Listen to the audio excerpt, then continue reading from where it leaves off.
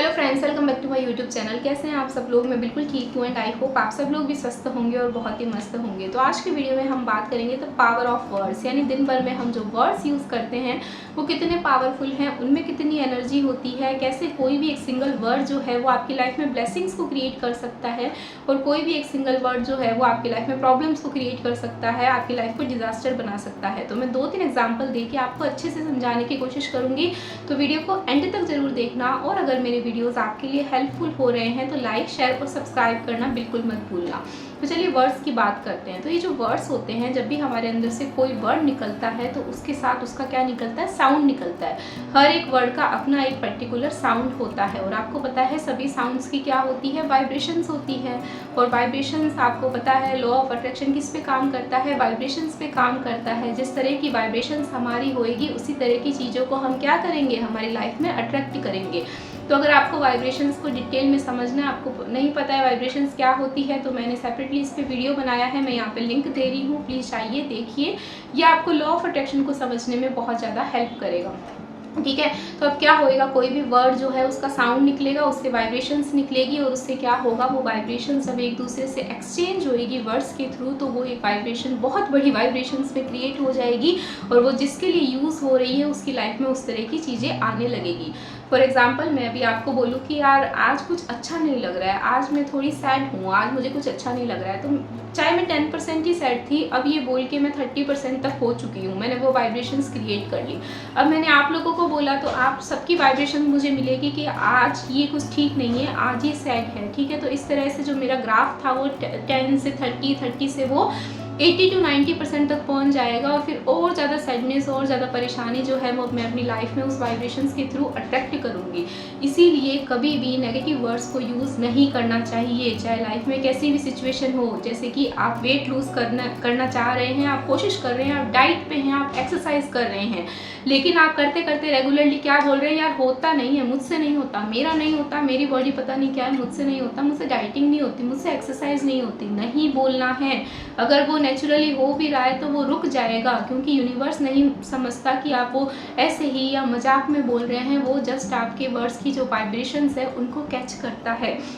तो हमेशा खुद को आई एम अफर्मेशंस देते रहो। I am beautiful, I am a peaceful soul, I am energetic, I am vibrant, I am radiant. इस तरह से बहुत अच्छे अच्छे अफर्मेशंस खुद को देते रहो, जिससे क्या होएगा? थोड़ा थोड़ा थोड़ा करके वो बहुत सारी वाइब्रेशंस आप क्रिएट कर लोगे, जिससे वो आपकी रियलिटी बनता जाएगा।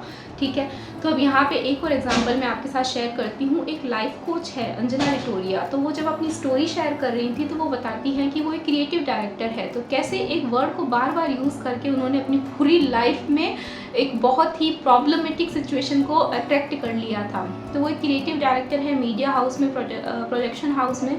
तो वहाँ पे क्या होता है ना कि सब लोग उनसे पूछा करते थे कि आप किसी बड़े प्रोडक्शन के साथ, जैसे बालाजी के साथ काम क्यों नहीं करती है? तो उनके पीछे फैमिली थी, बच्चे थे, तो वो हमेशा कहती थी कि बालाजी के लिए बहुत टाइम देना पड़ता है, तो मैं बालाजी के साथ काम जब भी करूँगी जब मेरा डिवोर्स हो जाएगा। वो मजाक में इस डिवोर्स वर्ड को यूज़ किया करती थी कि बालाजी के साथ काम तभी हो पाएगा जब मेरा डिवोर्स हो जाएगा, बालाजी के साथ मैं तभी काम करूँगी जब मेरा डिवोर्स हो जाएगा। और थोड़ा टाइम बाद वो जब भी कोई उनसे मजाक करता था, कोई रैंडम पर्सन भी पूछता था, तो मजाक में कह देती थी कि बालाजी के साथ तो मैं तभी काम करूँगी। तो थोड़ा टाइम बाद क्या होता है ना कि उनको बालाजी की तरफ से ऑफ़र आता है और उस ऑफ़र को वो एक्सेप्ट कर लेती हैं। अब वो उस ऑफ़र को एक्सेप्ट कर लेती है और यूनिवर्स जानता है कि बालाजी उनकी लाइफ में तभी आएगा जब उनकी लाइफ में डिवोर्स आएगा। ठीक है, यूनिवर्स ने ये समझ लिया, उन्होंने समझा दिया बार बार बोल के यूनिवर्स को। तो जैसे ही वो बालाजी के ऑफ़र को एक्सेप्ट कर लेती है, थोड़ा टाइम बाद उनको उनके हस्बैंड से डिवोर्स लेटर मिलता है। तो इस तरह से मजाक मजाक में बोली गई कोई भी चीज़ कैसे इतनी बड़ी प्रॉब्लम में कन्वर्ट हो जाती है। वर्ड्स हमारे इतने पावरफुल होते हैं, इसीलिए हमेशा वर्ड को बहुत सोच समझ के यूज़ करो। सिचुएशन कितनी भी ख़राब हो, ठीक कोई बीमार है तो बोलो कि नहीं ठीक हो रहा है, धीरे धीरे ठीक हो रहा है, दवाई चल रही है, रिकवरी हो रही है। ये मत बोलो बीमार है, अभी कुछ नहीं हुआ, अभी तो कुछ हो ही नहीं रहा है। चलिए मैं अपनी स्टोरी यहाँ पे थोड़ी सी ऐड करती हूँ, आपके साथ शेयर करती हूँ। आपको पता है जब मैं अपनी स्टडीज़ कंप्लीट कर रही थी, स्कूल कॉलेज में थी, तब ये जो वर्ड होता है डिप्रेशन, ये ना बहुत ही नया नया आया था। मतलब लोग ज़्यादातर इसके बारे में अवेयर नहीं थे, बात नहीं करते थे। अब तो मेंटल हेल्थ पे, मेंटल इश्यूज़ पे बहुत सारे प्रोग्राम्स होते हैं, बहुत काउंसलिंग दी जाती है। तो उस वक्त इतनी अवेयरनेस नहीं थी, तो हमें डिप्रेशन ऐसा लगता था, मुझे लगा ये ऐसे ही किसी चीज़ के लिए यूज़ कर लिया जाता है कि जब भी कोई परेशान होता है तो आई एम इन डिप्रेशन, तो इस तरह से ये यूज़ कर लिया जाता है। तो जब भी मेरी लाइफ में छोटी मोटी सिचुएशंस आती थी, या मैं अपने फ्रेंड्स के साथ, अपने भाई बहनों के साथ इस वर्ड को यूज़ कर लिया करती थी कि यार ऐसे मत कर, मैं डिप्रेशन में चली जाती हूँ, यार ये मत बोल, मैं डिप्रेशन में चली जाती हूँ। चाहे प्रॉब्लम इतनी बड़ी नहीं होती थी, मुझे पता भी नहीं था डिप्रेशन क्या होता है, फिर भी मैं इस वर्ड को यूज़ कर लिया करती थी। और फिर ये तो होना ही था। जैसे जैसे जैसे लाइफ आगे बढ़ी, तो मैंने एक इतना बुरा फेस डिप्रेशन का 4 से 5 साल तक लगातार उसको फेस किया, जो मैं सोच भी नहीं सकती थी। और बाद में मुझे पता चला कि ये इस वजह से था क्योंकि मैं बार बार इस चीज़ को बोला करती थी। तो आई होप इससे आपको कोई सीख मिलेगी।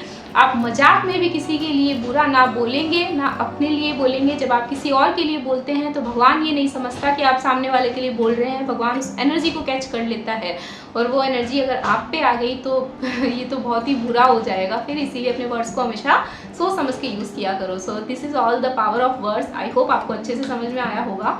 समझ में आया तो लाइक शेयर सब्सक्राइब करो। जिन लोगों को इनकी ज़रूरत है उनके साथ इनको शेयर भी किया करो। ये भी एक बहुत ही अच्छी चीज़ हो सकती है।